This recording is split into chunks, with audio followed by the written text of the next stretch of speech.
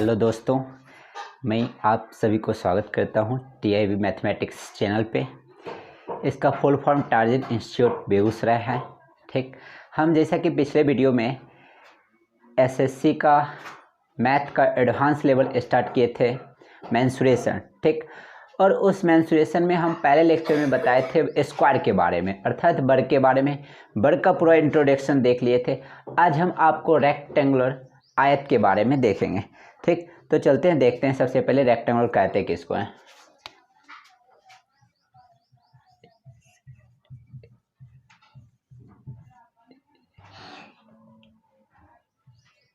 Rectangular सबसे ये हो जाएगा मेरा दूसरा टॉपिक। आज का ये पहला टॉपिक है। इससे पहले वर्ग पढ़ाए हैं। वर्ग यदि आप लोग नहीं देखे हैं तो सबसे पहले वर्ग जाके देख लें। ठीक, अब यहाँ पे रेक्टेंगुलर पढ़ा रहे हैं। रेक्टेंगल का हिंदी क्या होता है? आयत होता है। ठीक, अब सबसे पहले हम आयत कहते किसको हैं। ठीक, तो आयत किसे कहा जाता है? जैसे बचपन में देखे थे ऐसा फोटो,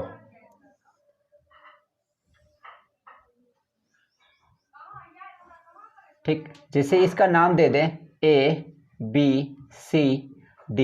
ABCD एक क्या है? आयत है। ABCD एक आयत है और हम देख रहे हैं यहाँ पे जितना लंबा AB है उतना लंबा CD है। अर्थात यहाँ से हम कह सकते हैं क्या? AB बराबर CD। और फिर कुछ कह सकते हैं, हाँ कह सकते हैं AD बराबर BC।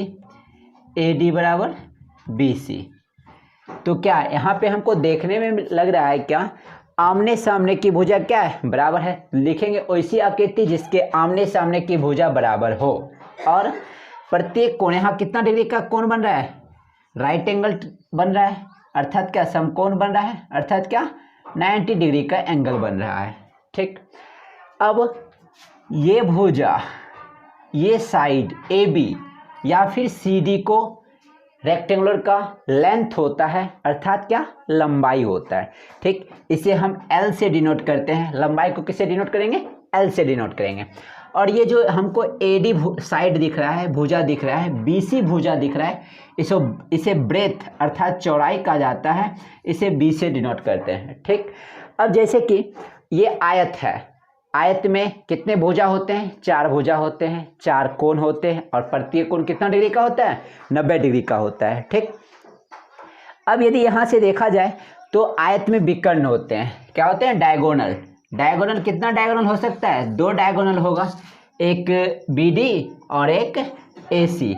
और ये जो डायगोनल है एक दूसरे को, यानी ये दोनों जो विकर्ण है एक दूसरे को समद्विभाजित करता है। क्या करता है? समद्विभाजित करता है। जैसा कि हमने आपको कल पिछले वीडियो में बताए थे वर्ग के बारे में। वर्ग का जो विकर्ण था, क्या? वर्ग का जो विकर्ण था वो एक दूसरे को समकोण समद्विभाजित करता है। अर्थात क्या? 90 डिग्री पे ये समद्विभाजित भी करता है और 90 डिग्री पे करता है। लेकिन ऐसा आयत में नहीं होता है। ये समद्विभाजित करता है लेकिन समकोण नहीं होता है।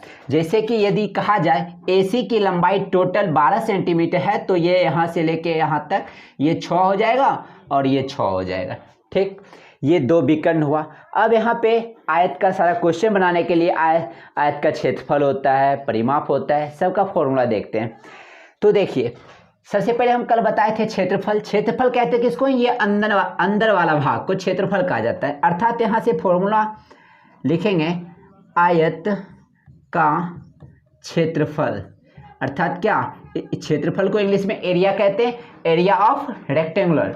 एरिया ऑफ रेक्टेंगल क्या होता है? लेंथ इंटू ब्रेथ, लंबाई गुना चौड़ाई। ठीक, और इसका मात्रक हमेशा मीटर स्क्वायर में, सेंटीमीटर रहेगा तो सेंटीमीटर स्क्वायर में रहेगा। ठीक, अब फिर आ सकता है आयत का परिमाप। क्या आएगा? आयत का परिमाप। आयत का परिमाप का फॉर्मूला होता है 2 इंटू L प्लस B, अर्थात 2 गुना लंबाई प्लस चौड़ाई। फिर आ सकता है आयत का विकर्ण बराबर। आयत का विकर्ण बराबर फॉर्मूला होता है root under L square plus B square, अर्थात रूट अंडर लंबाई स्क्वायर प्लस चौड़ाई स्क्वायर। बस इतना फॉर्मूला आयत में है। इन्हीं सभी फॉर्मूला के हेल्प से सारा क्वेश्चन बनेगा। अब किस किस टाइप का क्वेश्चन पूछेगा उस हर एक टाइप से हम क्वेश्चन का प्रॉब्लम देखेंगे धीरे धीरे करके। सबसे पहले हम जितना भी मेंसुरेशन में आकृति है सबके बारे में परिचित हो जाते हैं। परिचित होने के बाद जितना क्वेश्चन आ सकता है, जितना प्रॉब्लम होगा सारा हम प्रॉब्लम दूर करेंगे। ठीक, अब ये आयत का रहा। अब दूसरा टॉपिक, आज जैसे कल हम वर्ग बताए थे और आज आयत बताएं, अब फिर दूसरा टॉपिक वृत्त। तो सबसे पहले बचपन में हम वृत्त पढ़े थे। वृत्त कहते किसको हैं, ठीक, और वृत्त में क्या क्या होता है, जैसे कि क्या दूसरा टॉपिक है वृत्त, सर्किल, इसका हिंदी नाम है वृत्त। ठीक, जैसे कि बचपन में हम देखे थे,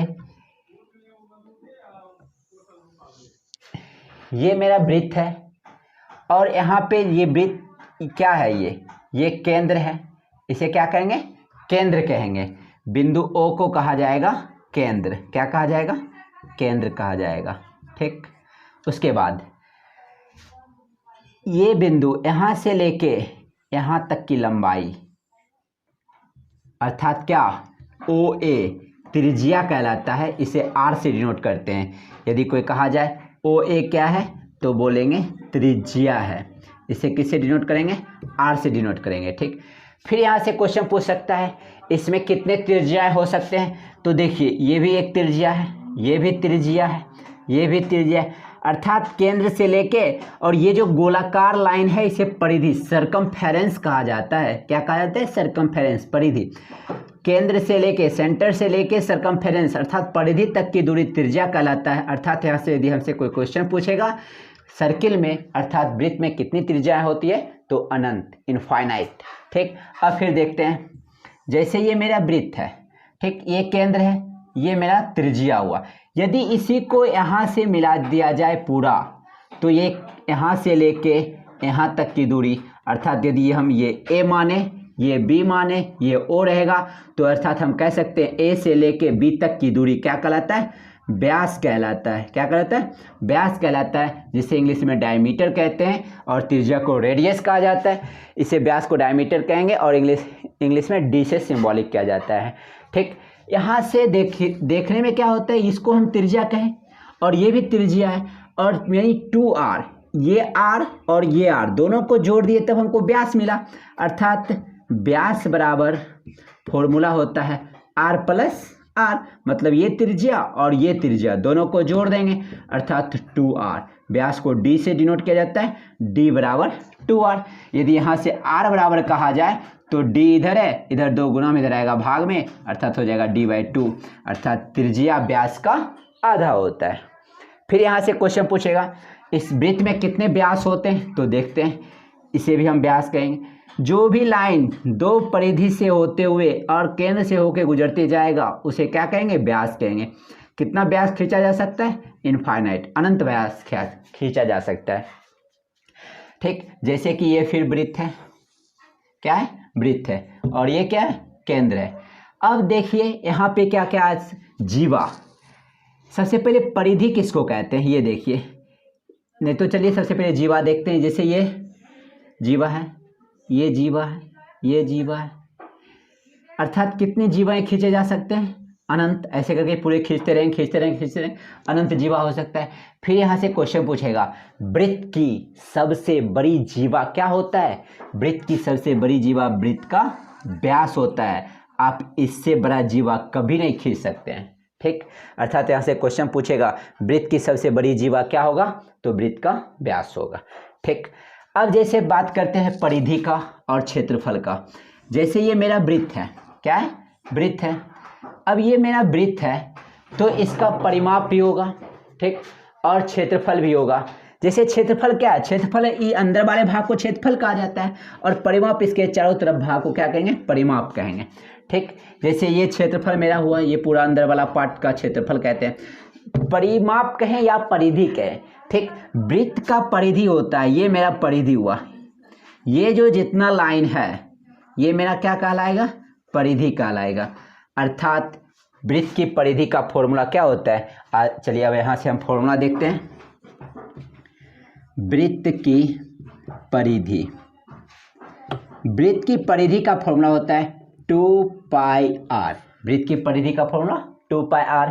फिर यहाँ से वृत्त का क्षेत्रफल होता है, वृत्त का क्षेत्रफल होता है पाई आर स्क्वायर, ठीक। और हमने ये फॉर्मूला लिखा ही दिया, व्यास बराबर 2r होता है, r बराबर d/2 होता है। वृत्त में इतना ही फॉर्मूला है, ठीक। फल हम देख लिए, परिमाप देख लिए, वृत्त का क्षेत्रफल क्या होता है, पाई आर स्क्वायर होता है, वृत्त का परिधि क्या होता है, 2 पाई r होता है। अब सेमी सर्किल, क्या सेमी सर्किल अर्धवृत्त के बारे में देखते हैं। आखिर अर्धवृत्त कहते किसको हैं? जैसे अर्धवृत्त नाम से ही सेमी मतलब आधा, तो जैसे ये फिगर बनेगा, ठीक। ये मेरा क्या है, अर्धवृत्त है, ये मेरा केंद्र हो जाएगा, ठीक। यहाँ से लेके यहाँ तक की दूरी क्या हो जाएगा, त्रिज्या r हो जाएगा। अब इसका क्षेत्रफल अर्थात क्या, सेमी सर्किल का क्षेत्रफल पूछेगा।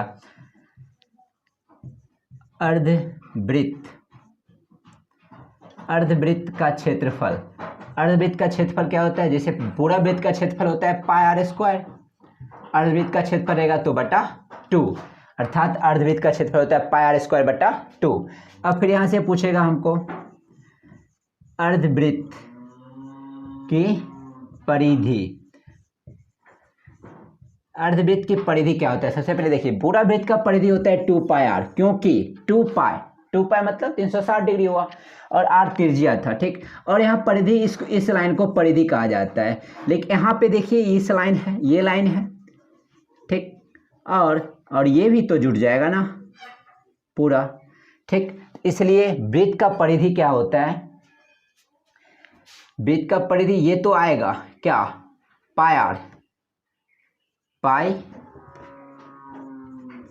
आर प्लस 2r, क्या होता है, पाई आर प्लस 2r होता है अर्धवृत्त की परिधि।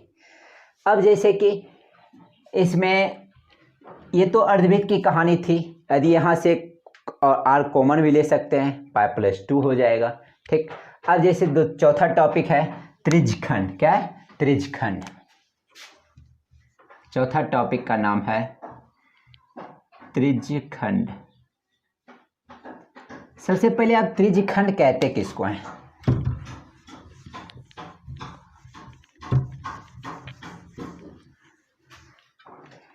जो ही त्रिज्यखंड आया अर्थात क्या, जैसे ये वृत्त है, त्रिज्यखंड मतलब होता है त्रिज्या के द्वारा किया गया खंड। जैसे ये मेरा वृत्त था तो ये केंद्र हो जाएगा, ये त्रिज्या हो गया, ये त्रिज्या हो गया, ये मेरा हो गया। जैसे ये थीटा कोण पे है, क्या है, थीटा कोण पे, ये भी मेरा त्रिज्या है और ये भी मेरा त्रिज्या है। हो सकता है तो इसका मेरा क्या पूछ सकता है, परिधि। जैसे ये चाप हो जाएगा, क्या हो जाएगा, यहाँ से यहाँ तक की दूरी हो जाएगा चाप, और ये पूरा अंदर का भाग हो जाएगा मेरा क्या हो जाएगा, क्षेत्रफल हो जाएगा। अर्थात हमसे पूछ सकता है त्रिज्यखंड का क्षेत्रफल। त्रिज्यखंड का क्षेत्रफल क्या होता है वो देखते हैं।